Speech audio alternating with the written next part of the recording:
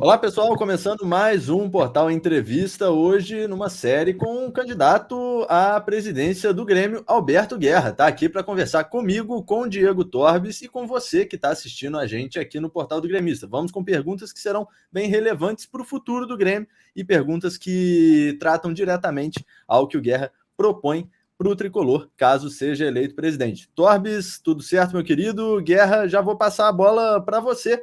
Um prazer ter você aqui com a gente no Portal do Gremista. O prazer é meu, satisfação falar com vocês e aí se comunicar diretamente com o nosso torcedor. Já gostaria de aproveitar, né, a data para mandar um grande abraço a todos os gremistas, né? Afinal de contas, hoje é o aniversário do nosso Grêmio, do nosso clube, 119 anos, e eu espero estar lá, né, como presidente para comemorar o 120. Exatamente, é isso aí. Torbes, meu querido, tudo certo? Não, perfeito. Bruno, só dar boa tarde pro Alberto aí, desejar uma boa eleição, né? Três batalhas, vamos dizer, né, Guerra? São três batalhas, né? A primeira batalha agora do Conselho, a segunda da eleição da presidência e vice-presidência do Conselho, e a última no pátio, né? Guerra, como tu tem visto essa movimentação? A gente tem visto uma movimentação já mais acirrada, né? Já um clima um pouco mais bélico, né? Vamos dizer assim, de um lado tratando do outro já de forma mais, eu não quero utilizar a palavra de acusações, né, mas já tratando mais o lado pejorativo ao invés de buscar ali das propostas, né? Como é que a gente pode trabalhar essa questão aí para que o torcedor foque somente nas propostas dos candidatos, né, Guerra? Porque, infelizmente, vai ocorrer isso aí, né? Bem, como tu bem colocaste, infelizmente, né? Assim, da minha parte, como exemplo, tu não vai escutar isso aí, mas a gente não controla, né, toda uma galera que vem abaixo, aí, vamos dizer assim, né, dos dois lados, eu acredito, né. Acho que da minha parte, jamais vai escutar uma crítica pessoal ou essa questão bélica, como tu bem comentaste. Então, eu estou aqui para falar das minhas propostas, do que os grupos que me apoiam pensam a respeito do Grêmio, mas infelizmente, né, agora com a proximidade das eleições, o número de chapas grandes, né, a situação se posicionando também, então assim, realmente deve esquentar um pouco mais nos próximos dias, mas, né, aproveitar aí para a galera ter serenidade, tentar focar mais nos projetos mesmos, nas pessoas, né, no sentido de ver quem compõe as chapas, se é aquilo que a gente quer, né? Eu tenho dito assim, eu estou muito tranquilo com essas eleições, no sentido de que todo mundo é gremista, né? Todo mundo está lá, em tese, né, para o bem do Grêmio, e que se a nossa proposta não for aquela que o torcedor, o sócio, entende que seja melhor para o clube, não tem problema, vou voltar para casa, vou voltar para o meu sofá, torcer, vou voltar para o estádio. Então, é dessa forma que eu encaro, de maneira muito tranquila, para vir aqui apresentar as propostas.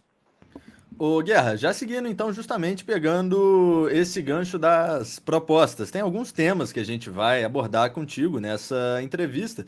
E quero começar falando aqui, trazer a minha primeira pergunta sobre o departamento de futebol. O departamento de futebol do Grêmio, no período recente, acabou sendo um tema de muito conflito, né? Muito conflito e acabou não acertando em vários pontos. Não à toa a gente teve, infelizmente, uma queda do Grêmio na última temporada, que era algo inimaginável no começo daquela mesma temporada, né, Guerra? Foi uma temporada que teve ali um investimento em Rafinha, em Douglas Costa. Não se imaginava que o final da temporada fosse o que foi. Queria uma avaliação sua desse cenário atual, desse cenário recente, Guerra, dessa gestão de futebol do Grêmio, tanto nessa parte de contratações, de acertos e erros, do planejamento do que deu errado para o Grêmio estar onde está e o que você faria de diferente, fará de diferente do que a gente tem hoje como estrutura. Olha, só essa tua pergunta aqui a gente poderia ficar 2 dias debatendo, né? Mas, assim, eu costumo dizer que esse Titanic bateu no iceberg há muito tempo, né? E que foi entrando água, até que o barco afunda, porque não é do dia para a noite que um time do tamanho do Grêmio, um clube com esse potencial, com a sua folha, ele cai, né? Ele caiu muito antes, acho, fora do campo, né?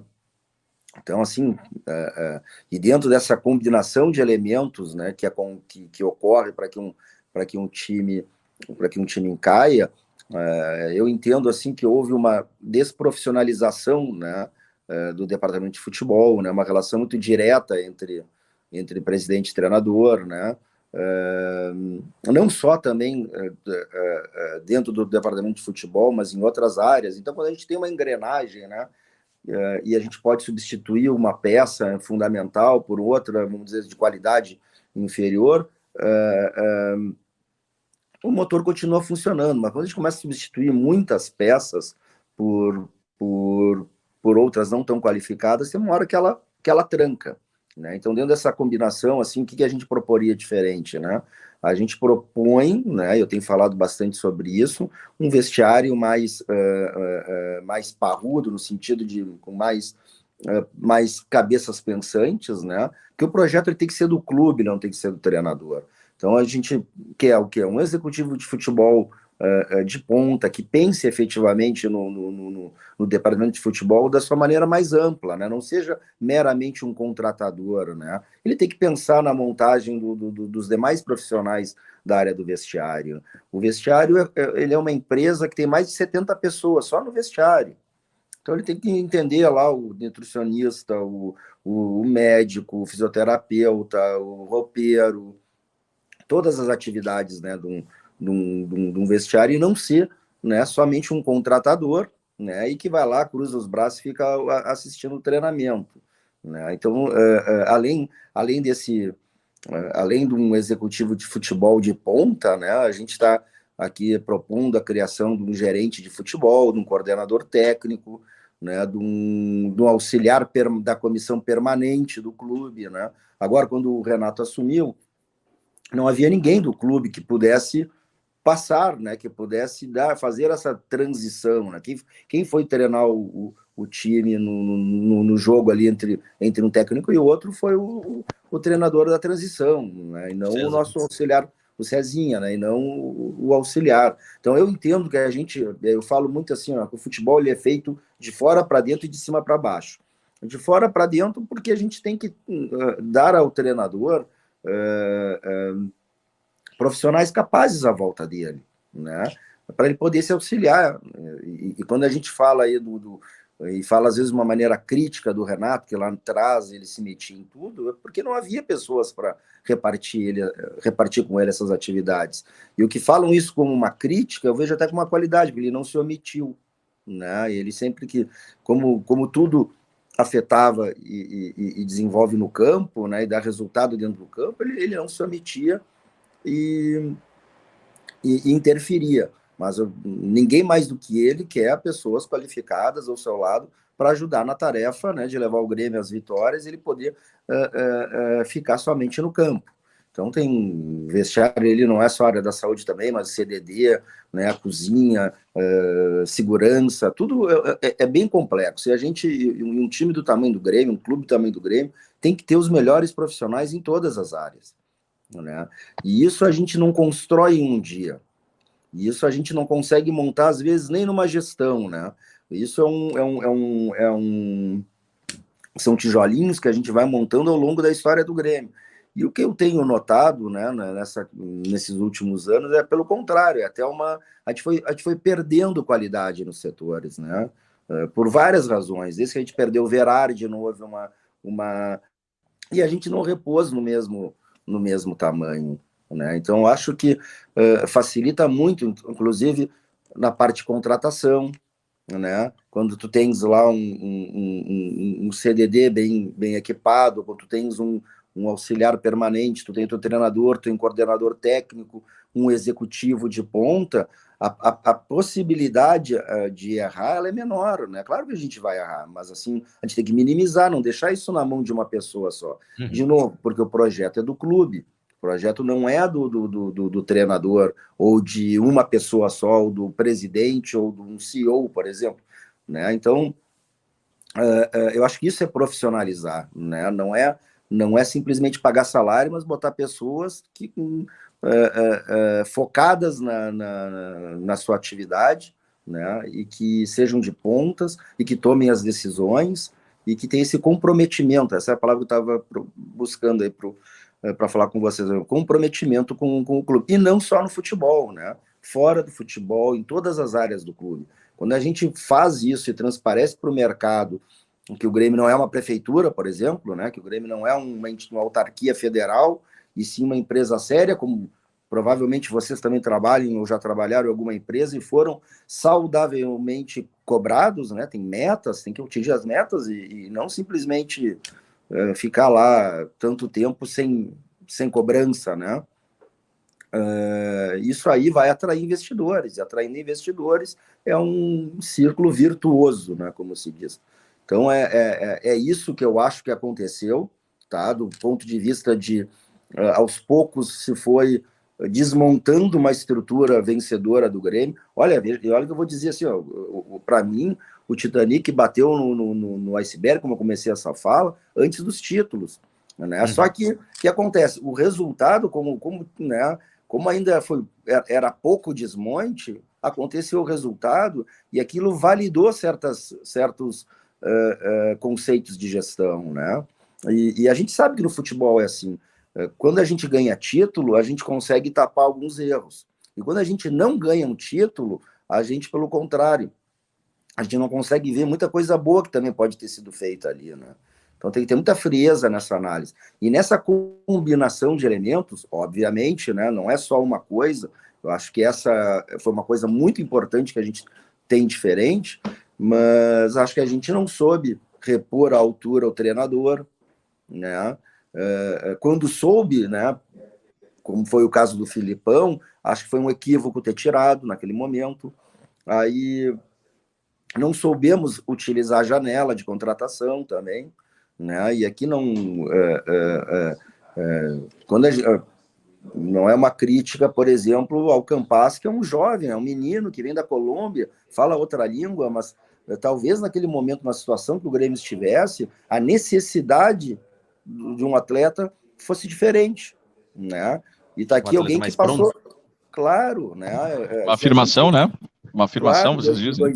Em 2010 eu passei por esse mesmo momento e a estratégia foi contratar jogadores até de uma série B, né? Mas com aquela idade de 26, 27, 28 anos pronto para jogar, né? Que tivesse jogado todas as partidas do seu time ali na outra divisão, que já chegasse pronto, não precisasse ter adaptação, né? Que não tivesse problema de língua, que não sentasse no contrato porque ele saiu de um país, né, com uma condição menor e chegou aqui e fez o contrato da vida dele, né? Então, assim, é normal esse relaxamento até, né, Ed? Então é isso. Acho que foram vários fatores, né?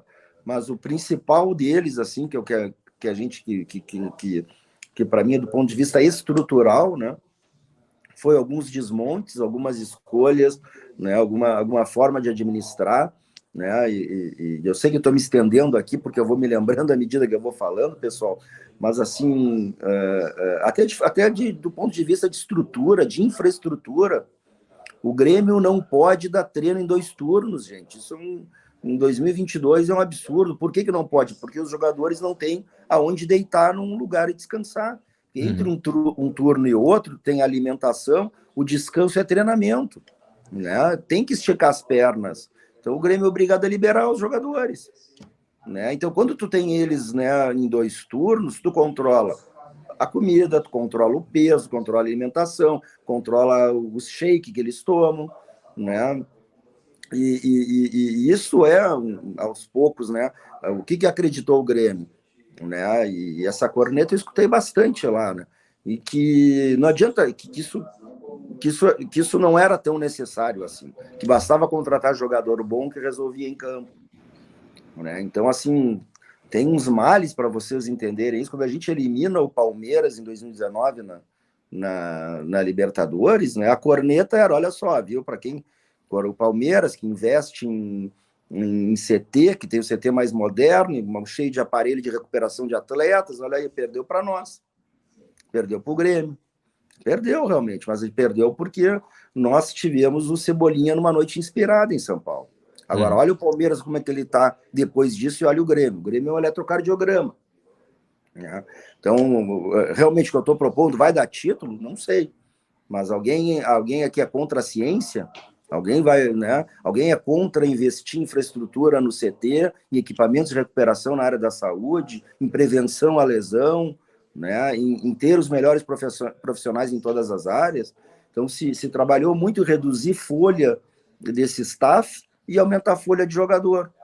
Se pegar um jogador reserva, o terceiro lateral do Grêmio, se pegar esse salário, aí já é suficiente para te manter uma infraestrutura muito melhor no CT. Eu acho que esse, para mim, é um dos principais problemas, junto, né? Aí tem as questões assim do próprio ano, que foi as más decisões dos treinadores, de quando tirar, quando colocar, e as contratações também, para aquela necessidade pontual. Guerra, Tornes, manda ver. Tá, Bruno, desculpa. Guerra, entrando aí que tu falou um ponto-chave, tá? Tu tocou numa frase sensacional. Tu falasse assim, ó, um dos erros, tá? Tu falasse que o técnico falar diretamente com o presidente.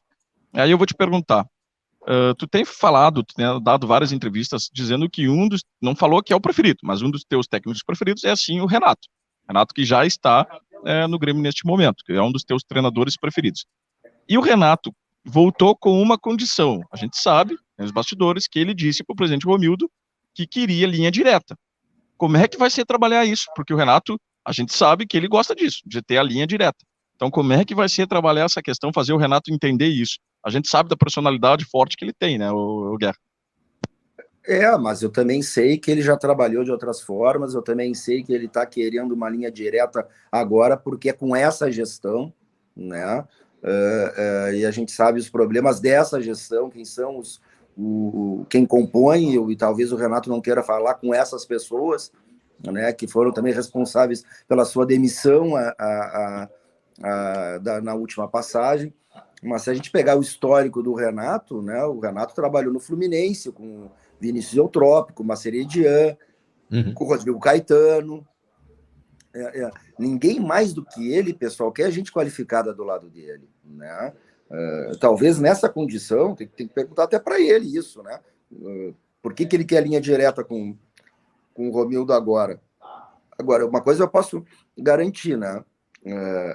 Ele é o preferido, né? Eu quero o Renato, eu acho ele um excelente treinador, sempre que ele passou ele deu muito resultado, né? 2010, 2013, 2016, até a saída dele, mal ou bem, né? Nós fizemos 2 semifinais de Libertadores depois, gente. Isso não é pouca coisa, né? 18 e 19, a partir dali, né? E esse para ti como é que é o discurso, né? Nós escutamos todos aqui, ninguém me contou, né? Toda a responsabilidade pela queda foi colocada em cima do Renato pela direção, né? E depois foram lá buscar ele de novo, né? Isso é verdade, E aí, é verdade. né? Exatamente. Então, assim, a gente sabe até onde é desculpa, até onde não é. Nós que vivemos ali, né, os bastidores, né? Então, assim, eu conheço muito bem o Renato, eu converso com ele, independente de falar até de Grêmio, porque é uma outra relação que eu já tenho com ele. Ele sabe o meu jeito de trabalhar e tenho certeza que não terei um problema com ele com relação a isso, né? Porque o que é combinado não é caro e a coisa tem que ser desde o início, né? E ele é uma pessoa que já tenho, né? Já tive a oportunidade de dizer isso para ele, né? Que ele pode se tornar fundamental nesse processo, porque ele nos traz respaldo, ele nos traz um pouco de tranquilidade. Ele pode, né, conversar com o nosso torcedor e matar no peito e dizer, calma, pessoal, nós estamos tentando algo diferente, vamos tentar modificar, né, deixar um legado, e ao contrário de um outro treinador que chega aqui desconhecido, que na terceira derrota vão estar todo mundo pedindo a cabeça dele, né? Ô, Guerra, vou te fazer uma pergunta, 2 perguntas, na verdade, nesse sentido, relacionando o Renato a questões que você já abordou. A gente tem no seu plano e numa fala sua aqui para a gente na primeira pergunta sobre a importância dessas pessoas permanentes, dessa comissão permanente no Grêmio. E a gente teve muito nessa primeira passagem do Renato essa questão, essa crítica também ao fato de o Renato comandar tudo e o fato justamente aliando a saída dele ao Grêmio não conseguir sobreviver, o Grêmio não entender muito bem nos processos de maneira geral essa saída do Renato. Renato permanecendo, Renato ficando para 2023. contigo enquanto presidente. O que muda na estrutura para que o Renato, de fato, não seja uma pessoa completamente responsável e como isso pode ser benéfico? E como o Renato, numa linha de projeto do clube, que você falou que o projeto não é do técnico, o projeto é do clube, porque o Renato seria um cara ideal, além de ser, lógico, né, um grande ídolo, um cara super vencedor em todas as passagens que esteve pelo Grêmio, porque futebolisticamente, taticamente, no projeto, ele seria o ideal. Porque alguém aqui pensa que ele é um mau treinador, né? Ele é cotado para a seleção brasileira. Eu estou até um pouco cansado de responder isso desde 2010, né? Que ele não era treinador. Quando eu fui buscar ele a primeira vez, 80% da imprensa falando que ele não era treinador, apesar de ter 10 anos de carreira, apesar de ter ganho Copa do Brasil, final de Libertadores, ter ido bem no Vasco. E outros treinadores com muito menos tempo, né, se tornam Guardiolas e Kloppes aqui, assim. Então, assim, ele é um excelente treinador, como tem vários outros excelentes treinadores, né? Ele é identificado com o Grêmio. Olha o que ele trouxe no último jogo contra o Vasco. Só quem vive, né? Quem vive o Grêmio sabe o quão feliz fica desde os funcionários, desde o da faxineira, do vestiarista, quando o Renato chega, e quão triste eles ficam, né? Fez até o Rockenbach chorar quando foi embora. O homem que não chora era o Rockenbach, né? Então ele traz essa alegria. Eu não vejo por que não ficar com ele. Eu não vejo, né, esse problema que por trás, às vezes, dessa pergunta pode parecer, né? Ele é um excelente treinador, ele fez um baita no trabalho em 2010, ele fez um excelente trabalho em 2013, fez um excelente trabalho na última passagem, até onde ele foi, né? Ainda que o time, obviamente, oscilou um pouco, mas assim, manter-se campeão da Libertadores, né? Chegou em 2 semifinais com bons times, talvez pudesse ter feito uma renovação um pouco antecipada ali da equipe, ainda no comando dele, mas ele não tem, para mim, culpa de nada do que aconteceu posteriormente dali, né? Então eu não vejo por que não ficar. E ele seria legal nesse projeto, de novo, por causa desse respaldo, sim, né? Ele tem esse crédito, e porque ele é um excelente treinador, né? E ele traz e a gente está vendo aqui o quão importante é trazer esse alto astral, né? O alto astral para o time, para o clube, e não adianta, né, a gente ficar abraçado em algumas teses assim e vivendo num cemitério, parece, num funeral, assim, uma tristeza, né? Futebol é alegria, gente. Então, assim, o Renato consegue mesclar todas essas qualidades. Eu acho o Renato um bom treinador. Acho que vocês todos sabem a minha posição, né? Eu tenho o Renato como um grande ídolo e não só como jogador, né? Como treinador. Claro que ele teve alguns erros, né? Guerra ali em 19, 20, teve. Mas também todos nós erramos, né? Obviamente, vocês exato. Mas faltou qualidade, né, Guerra? Faltou muita qualidade. Aí que eu quero entrar. Faltou qualidade para entrar nas mãos do Renato também, em peças que foram pessimamente repostas, né? Aí eu vou te perguntar, Guerra. O Grêmio está saindo de uma segunda divisão, né, com um orçamento bem limitado, e vai partir, vamos, na linha da suposição, tu ganhando, com um orçamento um pouco menor, né? Porque naquele outro ano que o Grêmio terá o orçamento, vamos dizer, maior, pelas cotas, enfim, tá? Aí eu vou te perguntar, o torcedor vai cobrar, não digo título, né, mas vai cobrar um melhor desempenho, vai cobrar um time melhor. Como trabalhar... Título. Vai cobrar título, tá? Vai cobrar título. Como trabalhar essa questão de qualidade para o Grêmio não ficar... Eu não estou dizendo igual, tá, Guerra? Mas não ficar tão distante de Palmeiras e Flamengo. Como é que vai ser trabalhar isso? Eu acho que eu sou um pouquinho mais velho que vocês, mas vocês pegaram aquele time de 95, né?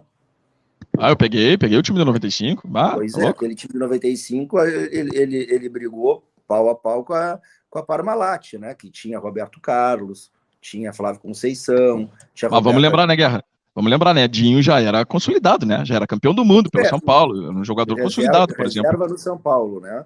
Sim, e o Goiano, que também tinha sido reserva nos títulos, estava no Remo do Pará. Estava no Remo, isso aí. Então, assim, o que eu quero dizer com isso? E olha que eu estou até me arriscando dizendo isso, é muito difícil acertar do jeito que a gente acertou em 95, tá?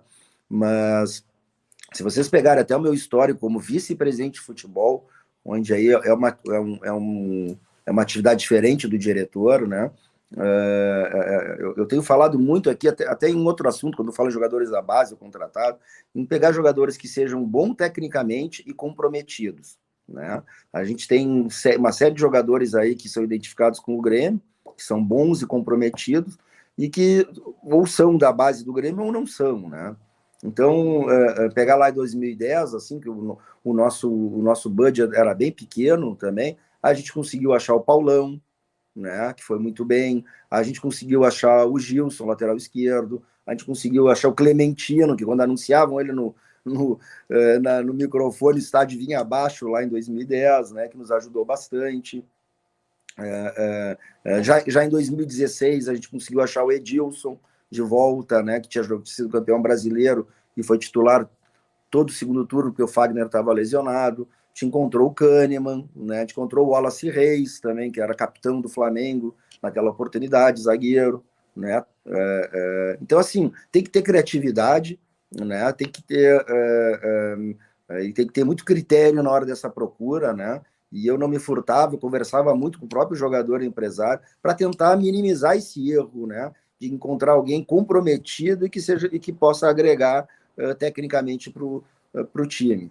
Então, eu acho que o grande erro, talvez, que tenha acontecido nas contratações que fala é isso. Teve jogadores tecnicamente excelentes, mas que não estavam comprometidos. Ou teve outros que estavam comprometidos e talvez não foram tão bem aqui. Mas vários desses jogadores que passaram pelo Grêmio e não deram certo aqui, acabaram dando certo em outros clubes. E aí vai uma segunda análise, né? Quando todos os empregados que tu contrata não dão certo na tua empresa e dão certo fora, ou parte deles, a culpa será que é só dos jogadores? Né? Eu acho que a gente tem que olhar nosso umbigo, acho que a empresa também, né, deixou o Grêmio, no caso, a desejar, face tudo isso que a gente conversou na primeira pergunta lá, da estrutura, da maneira como se relacionava, né, com os seus dirigentes, e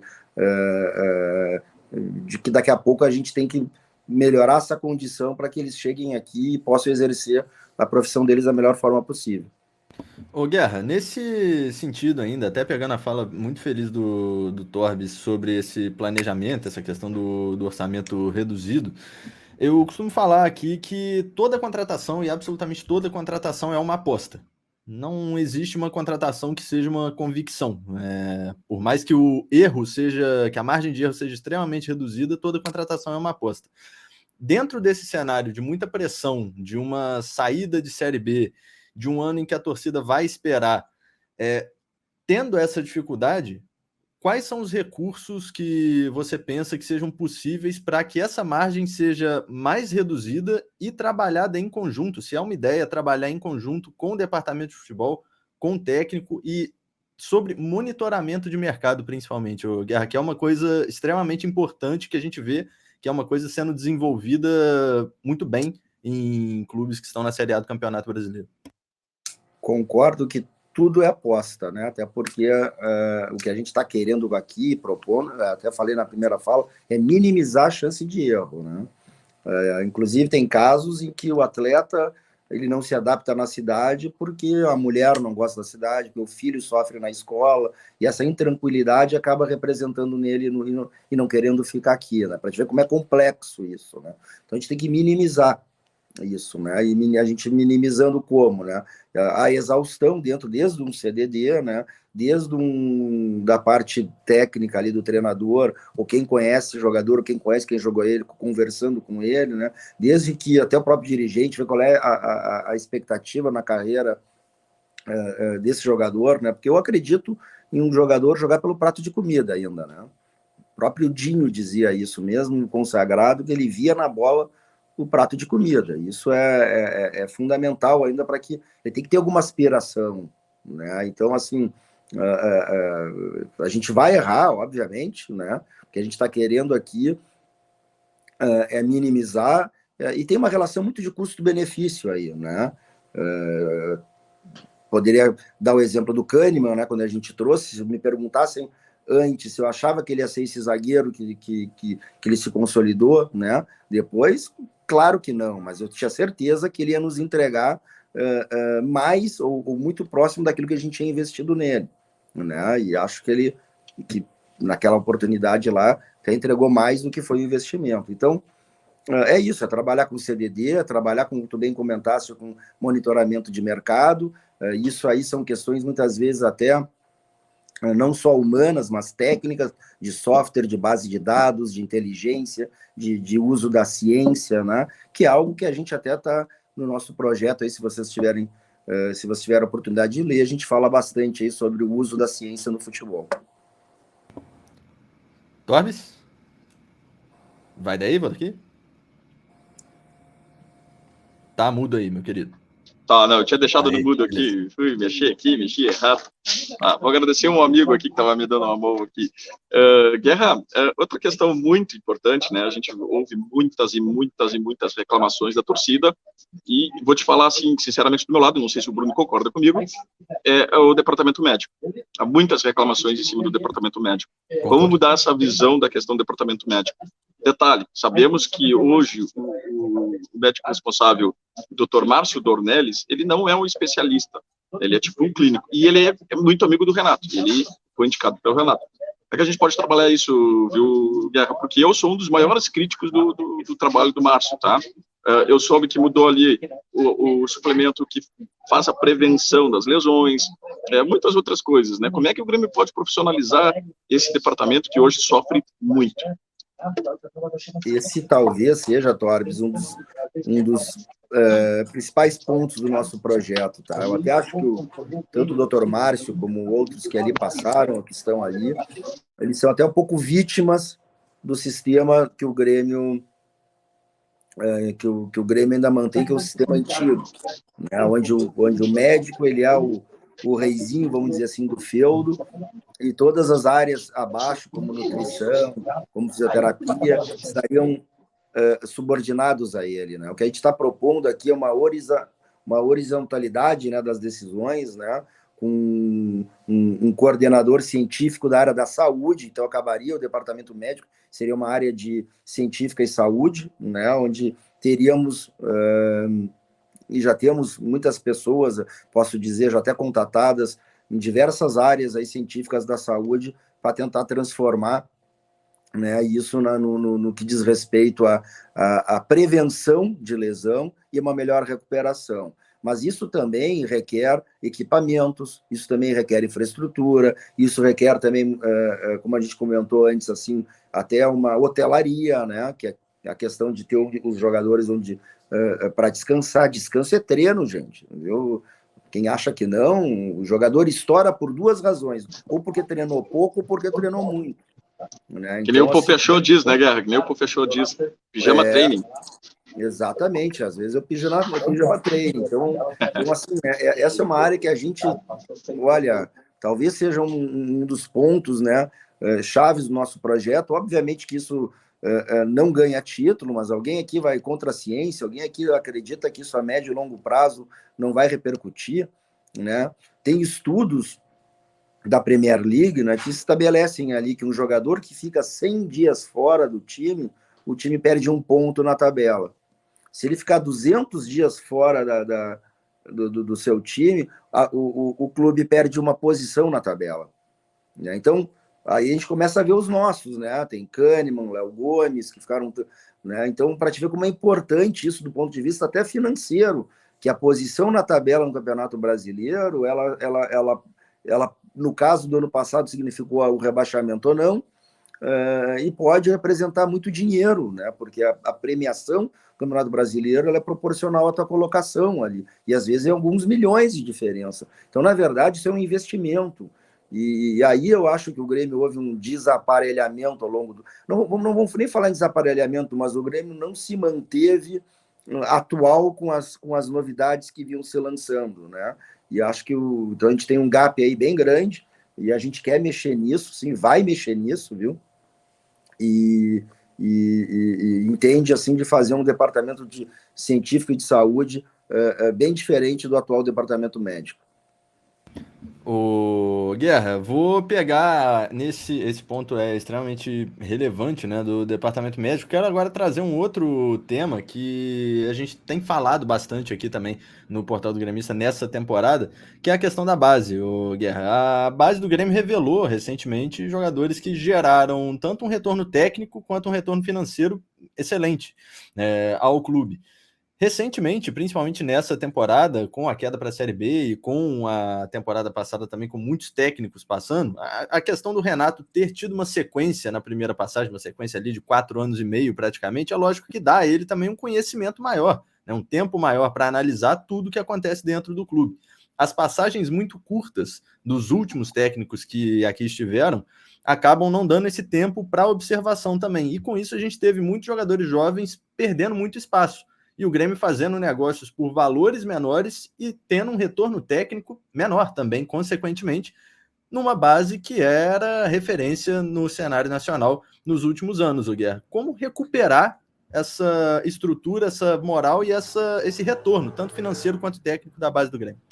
Deixa eu complementar também primeiro a resposta anterior. Eu convido vocês, ontem o pessoal dessa área de saúde fez uma live ali na nossa, se foram lá no nosso movimento Grêmio Primeiro, ou até no Alberto Guerra Oficial, né, da campanha, assistam essa live da galera da saúde ali, 45 minutos, critiquem, depois me informem o que vocês acharam, que é bem legal. Ali eles detalham, né, todo o nosso processo. Com relação à base, pois é, assim, tem um pouco de tudo aí, né? Às vezes é uma questão de, como se diz assim, essa safra não é tão boa como já foram antes, né? Tem safras que vêm melhor do que outros jogadores, né? Obviamente que o time mal no campeonato é um péssimo momento de revelar jogadores, né? Entram muito mais pressionados. A gente viu ali como o Breno sentiu, ainda que tenha se recuperado, como o Elias sentiu, né? E outros jogadores que ali estavam, que numa outra condição poderiam dar um outro retorno, né? Então, assim, como recuperar isso? Primeiro é estabilizando a equipe profissional, é retomando, né, um protagonismo, contratando jogadores também experientes, né, e lançando os da base aos poucos. Isso não quer dizer também que essa safra, né, que esses jogadores vão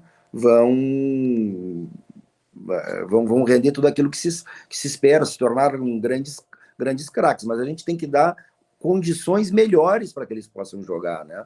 E não botar numas frias, como a gente diz aí, que é o que eles têm entrado. E tem que reavaliar, né, a captação do clube, como é que está sendo feita, o que tem acontecido aí, porque realmente alguns jogadores têm sido agora, a gente vê aí liberados, né, e contratados por outras grandes equipes, né, e por que o Grêmio liberou, e ao mesmo tempo não vê algumas opções, né, como nós tínhamos há poucos anos atrás ali. Mas a gente sabe que a base do Grêmio está recheada de talentos, talvez não agora para o ano que vem, né, que a gente não consiga ver, mas a base vem forte, tem bons jogadores lá, que a gente sabe ali do sub-17, sub-18, e até um pouco menor. Guerra, eu vou mudar um pouco o assunto, e aqui vai uma crítica, tá, de eleitor, para a composição inteira, tá? Uma das coisas mais criticadas durante a gestão do presidente Romildo foi a questão do partidarismo, né, que ele utilizou muito da questão partidária, da gente falando que não dava para misturar política com o clube.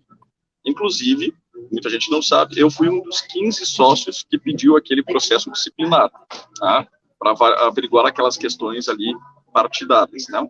Dentro da chapa de vocês está o vice-prefeito de Porto Alegre, o Ricardo Gomes, e, se eu não me engano, número 15 na chapa. É um pouquinho contraditório de todo o discurso que todos fazem. Eu fiz esse contraponto hoje para um grande amigo meu, que é teu grande amigo também, temos esse grande amigo em comum, que é o José Horácio Gatiboni, né? Fiz esse contraponto para ele, a gente conversou bastante hoje, e eu fiz esse contraponto também.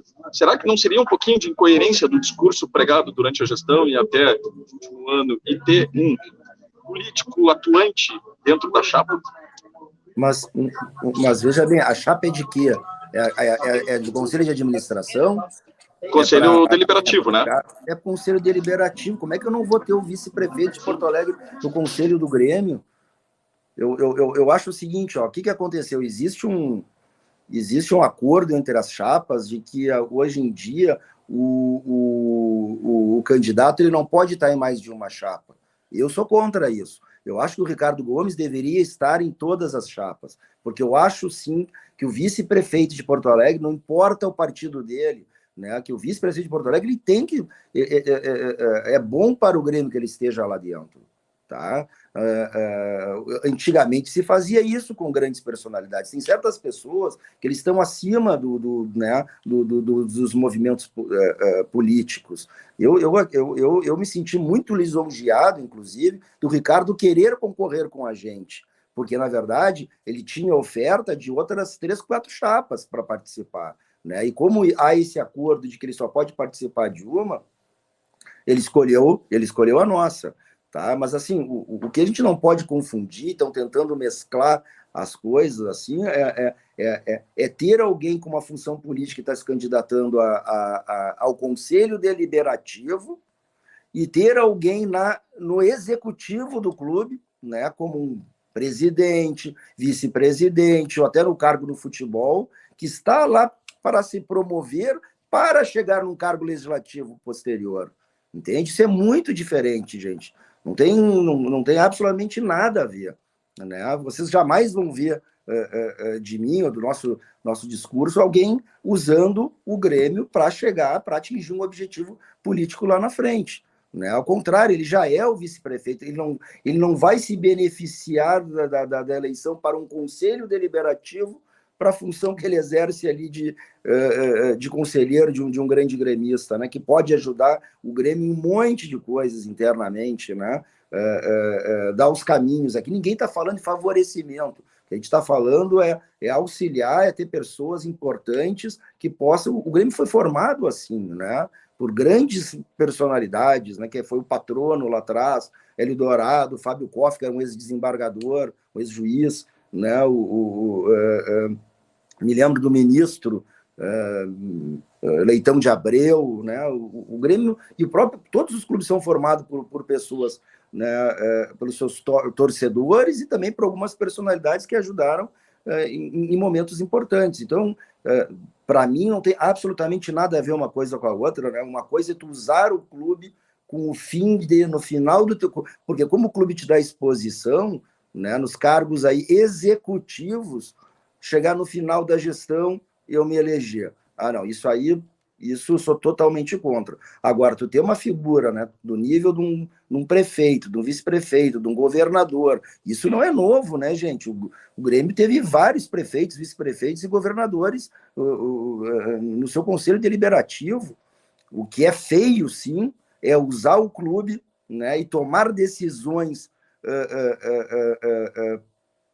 que talvez não sejam do melhor interesse do Grêmio, pensando numa candidatura sua futura. Isso sim, isso é muito feio. Isso vocês não vão ver da chapa 8. Algum complemento para essa pergunta, Tormes? Tudo certo? Eu esqueço de tirar do mudo, cara, é incrível. Não, é bem esclarecido. Eu queria passar isso porque eu sempre tive bem boa abertura com o Alberto, sempre tive, nunca deixou de me responder nada. Ficou uma coisa que eu gostaria de esclarecer e muito bem respondida e o entendimento foi perfeito, né? Fechado. Guerra, seguindo então em um tema que a gente até conversava aqui anteriormente, e eu queria até estender um pouco isso para a questão da torcida. A gente tem hoje o Grêmio formulado com essa diretoria e uma das grandes questões, principalmente no ano de 2021, que foi o ano da queda, o presidente Romildo Bolzano, que ele pouco falava, e a gente via naquela situação, Guerra, o Grêmio indo mal no campeonato, e é lógico, isso incomoda o torcedor é o principal consumidor, o torcedor que abastece o clube de futebol. E a gente via tanto uma presença quase inexistente do presidente na maioria das situações, o presidente enquanto a figura mais responsável pelo clube. E também até de jogadores, Guerra. Os jogadores falavam muito pouco naquele ano de 2021.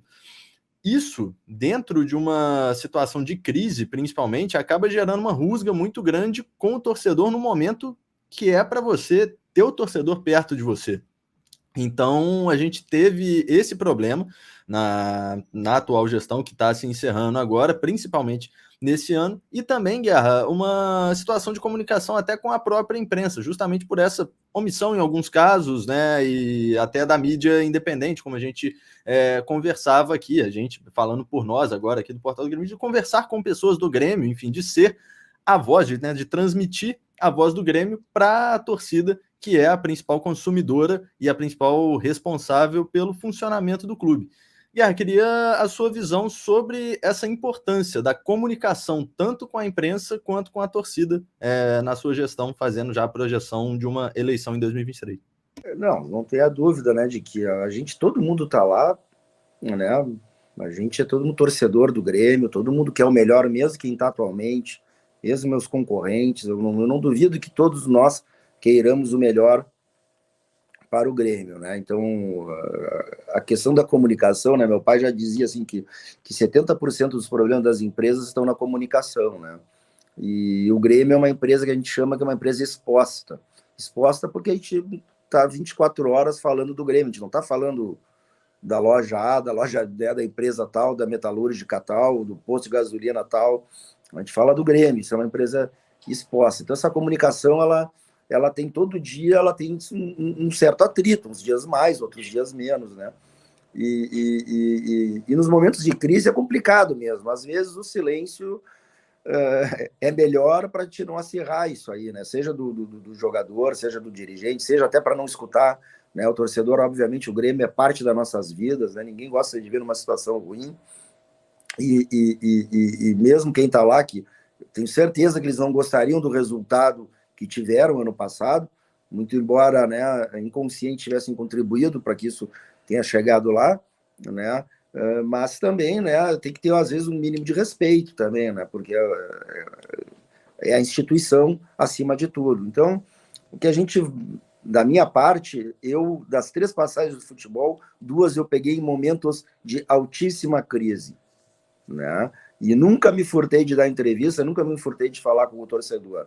Eu acho que quando a gente trata as questões assim de maneira aberta, franca, honesta,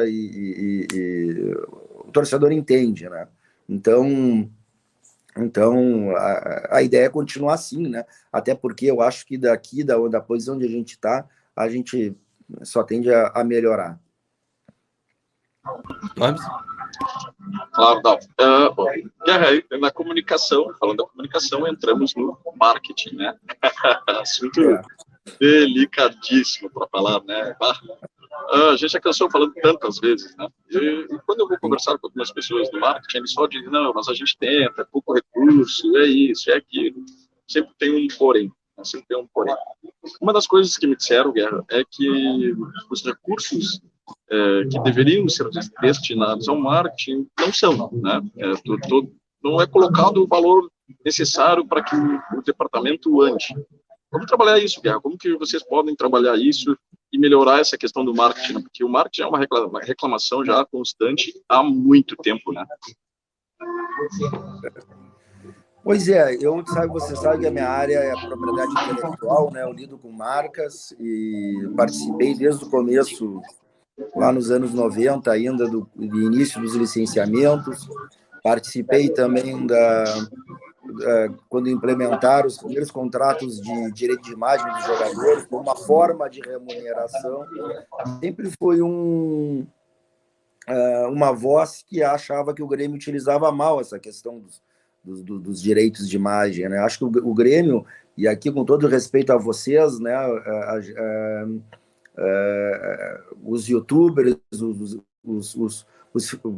essa mídia independente, como você tem chamado, ela até surge, né, em função de que o Grêmio não ocupa bem esse espaço, né? O conteúdo é nosso, né?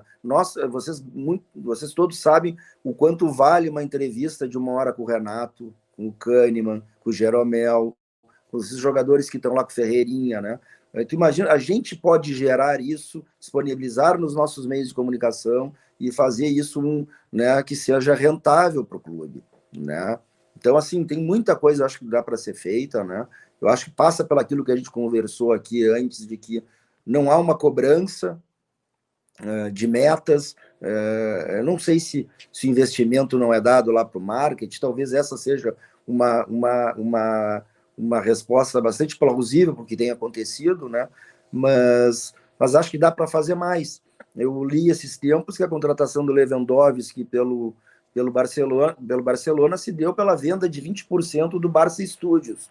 O que é o Barça Studios? É isso, é tu gerar conteúdo próprio, teus próprios jogadores, né? E fazer disso algo rentável. Então, aí tem uma série de coisas que se misturam aí também, né? A possibilidade de fazer produtos com os atletas, a possibilidade de tu investir aí numa equipe master também e usar, e por que não fazer produto com ídolos que já passaram e que não estão mais aqui. Tudo isso soma, tudo isso pode ser isoladamente, cada um desses produtos, pequenas quantias, mas que somadas lá na frente pode dar dois retornos: financeiro, obviamente, e o de pertencimento, né? De que as pessoas gostam de consumir, de ver o Grêmio, se não é equipe profissional, uma equipe master, uma equipe sênior, uma equipe feminina, também competitiva, né? Enfim, eu acho que tem muito espaço para melhorar, sim, na questão do marketing do clube, né? E, de novo, se a gente profissionalizar em todos os sentidos, né? Passar uma mensagem para o mercado de uma empresa séria, cumpridora, com metas, né? Não uma autarquia federal, né? Não uma prefeitura, né? E de que as coisas realmente agora estão andando, eu não tenho dúvida que os investimentos vão vir para o Grêmio, que as empresas vão buscar o Grêmio para fazer esse tipo de investimento, inclusive de marketing. Guerra, desculpa, Bruno, só essa questão, só para... Falaste que do Lewandowski, que foi a venda do Barça Studios. Lembrando, né, o Real Madrid, o maior clube do mundo, o marketing é terceirizado. O marketing do Real Madrid é terceirizado. Exatamente. Eu já li várias e várias reportagens. Eu tenho um livro que conta sobre o marketing do Real Madrid, só lembrando isso, né? E porque também pode terceirizar, isso é uma questão de, né, de alguém, um investidor, ir lá, quanto é que vale, se fazer um evaluation e adiantar e explorar isso, né? Eu até acho que se a gente for explorar o nosso conteúdo, né, não é o core business do Grêmio, eu acho que teria que terceirizar isso, né? Teria que dar para alguém, para uma empresa, para algum jornalista, para vocês, por exemplo, iam lá, iam comprar esse direito do clube por determinado tempo, o conteúdo é do clube, mas ser explorado por vocês por determinado tempo, e depois, né, e depois, enfim, ou renova o contrato ou não renova. Né? Acho que o Grêmio não tem que ficar contratando, né, 1001 jornalistas, câmeras-mans e equipamento. O ideal é terceirizar essa área, por exemplo, nesse aspecto aí do Grêmio Studios, vamos falar assim, como é feito até no licenciamento, né? Não é o Grêmio que faz os produtos. Né? Então, eu vejo que tem bastante área para crescer nesse ponto. O Guerra, já partindo então para a nossa reta final aqui, quero te fazer uma pergunta agora indicando justamente uma projeção, né? Já pegando todo esse contexto, a gente falou de vários pontos muito importantes aqui, queria um recado seu agora para o torcedor, do que dá para o torcedor esperar com Guerra na presidência a partir de 2023, em todos esses aspectos, os aspectos que você está atento e pretende dar atenção para que o Grêmio retome caminhos de vitórias e o caminho que o torcedor sempre quer ver. Olha, eu acho que o principal disso, né, a gente fala ali de saúde, de marketing, tudo, mas a prioridade do Grêmio é futebol. Tá? Tudo isso é feito para que a gente consiga fazer o quê? Um melhor futebol, né? Maiores receitas para contratar jogadores, ou pagar melhor, ou captar jovens promessas. Então, o que eu posso prometer é um time competitivo, desculpa, um time aguerrido, um time forte, um time que, se a gente não pode prometer títulos, um time que o torcedor vai se orgulhar, tá? Isso eu não tenho dúvida. Como a gente diz, né, está acostumado, a gente que é aqui da fronteira, né, que dê toda la cancha, como dizem, né? Então, e eu acho que com isso os títulos eles serão consequência a médio e longo prazo. Tá? E outra coisa que podem esperar é a extrema profissionalização em todos os setores e o uso da ciência em prol do futebol. Né? Acho que isso é um caminho sem volta, né? É um caminho que o Grêmio já está alguns passos atrás e que a gente precisa se readequar. E aí, dentro do possível, né?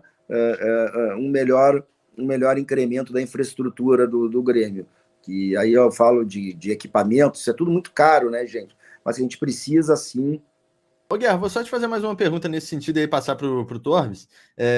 Nessa questão ainda do treinador voltando, porque a gente falou lá no começo, mas é porque é realmente uma questão que eu considero extremamente importante e que não é valorizada no futebol brasileiro, que é uma coisa que o Grêmio praticou com o Renato e não praticou logo na sequência, que é justamente a sequência, o tempo, a paciência. Como exercitar essa paciência e, para você, como é importante a manutenção de um técnico, de uma equipe técnica, mesmo tendo essa comissão permanente, para que o futebol se desenvolva de maneira sólida e, consequentemente, a importância da escolha dessa peça? Tu sabe que um dos meus professores do Grêmio lá atrás, o Luiz Onofre Meira, né, do planejamento, não sei se você se lembra, né, ele me disse uma frase que não sei se vocês já escutaram, mas que eu acho fantástica no futebol, que tem uma linha muito tênue entre a convicção e a teimosia, né? Até onde tu tá convicto no teu treinador, né? E até onde ele deixa de ser uma convicção e passa a ser uma teimosia, né? Da direção em mantê-lo, né? Eu sou favorável a trabalhos longos, obviamente, né? De menino eu queria ter o meu Alex Ferguson aqui, 14, 15 anos, né? Eu acho isso bastante saudável, né? E a importância disso, acho que representada no seu Verardi da vida, né? Que é o que dava essa continuidade, eu adoraria, né? Agora, a gente não pode, eu não posso me agarrar num conceito, né? E dizer, porque lá atrás eu dei uma entrevista, porque o meu conceito é de manutenção, e aí tu vê coisas que tu não esperava acontecendo e tu não toma uma decisão, né? Então, assim, como ideal, como premissa básica, é óbvio que eu sou muito favorável a trabalhos longos, né? Quanto menos trocar, melhor para o clube. É muito traumática essas trocas, porque treinadores, não vou nem falar em contratações, mas tem treinador que gosta do time da transição, tem treinador que manda fechar porque não gosta, tem treinador que usa mais da base, outros não gostam. Enfim, isso acaba sempre sendo muito custoso, essa adaptação, né? Mas também a gente não pode ser teimoso, né? Na medida em que deixa de ser convicto, né? Então, acho que toda vez que eu ia para o vestiário, nos meus 3 anos e meio de dirigente, nas 3 passagens, eu me fazia essa pergunta, né? Até que ponto eu estou sendo convicto ou teimoso com todos os profissionais que estão ali à minha volta. Então, essa acho que é o limite entre manter e não manter. Torbes, para a gente fechar? Não, só para dizer pro Guerra que eu conhecia essa frase do Onofre, sim, tá? E só agradecer, eu já fiz as perguntas, acho que a gente já tá perto de estourar o tempo, senão eu vou me estender. Da última vez eu levei o Guerra até 1h30 e ele ficou bravo comigo. Não, eu tô brincando, Guerra, tô brincando, bravo não, é brincadeira. Mas só agradecer a todos que estiveram aí na audiência, agradecer o Guerra, e acho que é importante o Guerra também se dirigir aos seus, vamos dizer assim, né, Bruno, eleitores, né, a mensagem que ele possa deixar, né, pro pessoal, né. Claro, sim. Não, pessoal, então agradecer a oportunidade de falar com vocês, né? Acho que foi excelente esse bate-papo. Ali vocês podem ter uma ideia de quem sou eu e minhas ideias e as ideias, né, que nós temos, né?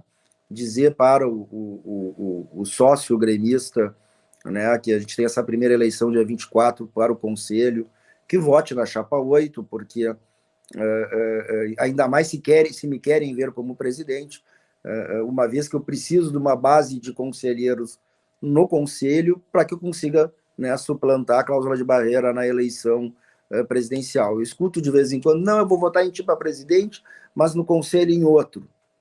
O problema disso é que, se todo mundo pensar assim, a gente não vai ter conselheiros que me coloquem no pátio, como se diz na outra eleição. Então, fica aqui, se gostaram do projeto, se gostaram, né, das nossas ideias, que vote na chapa 8 primeiro para a eleição do Conselho, e depois, né, no Guerra para presidente.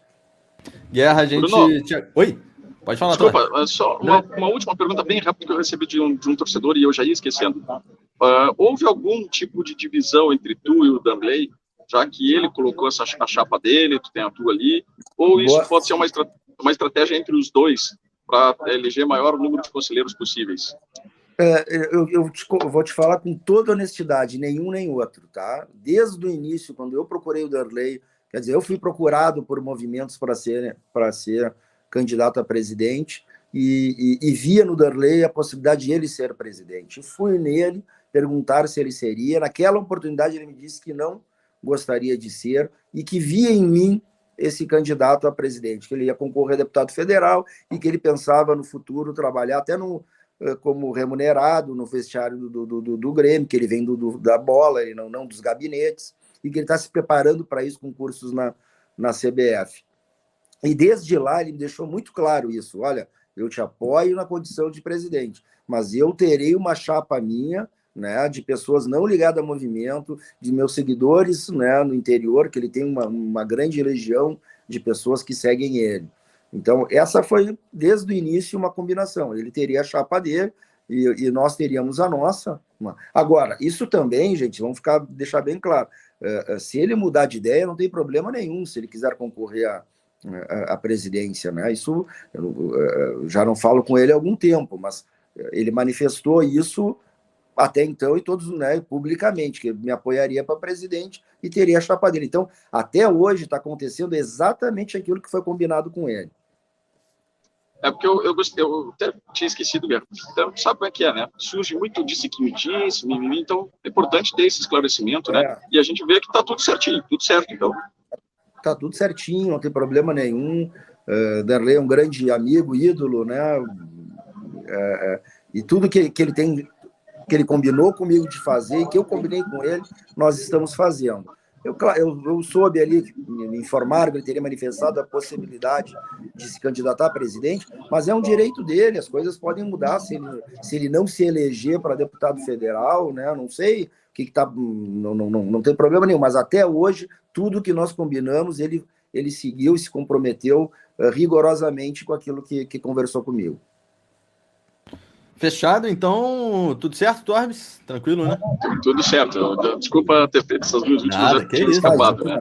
Necessárias perguntas. Guerra, a gente queria te agradecer, então, aqui por ter começado essa série de entrevistas com os candidatos aqui no Portal do Gremista, te parabenizar, desejar sucesso e, é lógico, te agradecer mesmo por ter trocado essa ideia com a gente aqui nesse portal Entrevista, o primeiro dessa sequência. Guerra, sucesso, um abraço para você e obrigado por ter chegado com a gente aqui. Obrigado mais uma vez. Boa tarde para vocês. Valeu, pessoal. Valeu, Torbes, Guerra, pessoal que está assistindo a gente no Portal do Gremista. Se inscrevam por aqui, fiquem com a gente e até a próxima. Agora ficou muito mais fácil para os gremistas ficarem atualizados sobre o Imortal Tricolor. Aplicativo Portal do Gremista, o maior portal de notícias sobre o Grêmio agora na palma da sua mão.